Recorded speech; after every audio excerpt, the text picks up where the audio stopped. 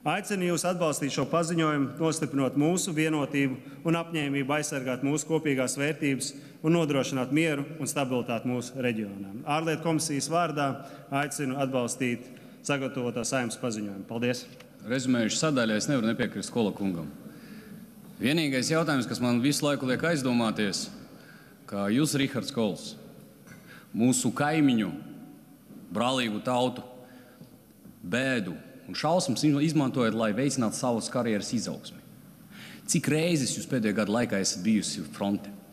Cik reizes pēdējā gada laikā jūs tur piegādājat varbūt medicīnas lietas? Cik bieži pēdējā gada laikā jūs tur bijāt, lai vispār palīdzētu cilvēkiem? Un visu beidzot, ja jau tiek vērsti personīgi pārmetumi manā virzienā, esmu vairāk kārtēji bijis Ukrainā. Vairāk kārtēji.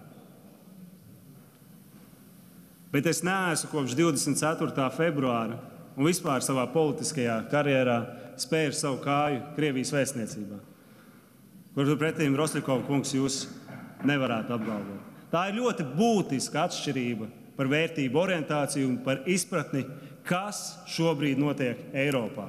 Un man ir ļoti lielas šaubas, vai jūs kādreiz atskārsiet. Līdz ar to es uzskatu, ka no jūsu puses jebkura rīcība, kas tiek vēsta no šīs tribīnes, ir ļaunprātīga un kaitnieciska. Paldies! Paldies!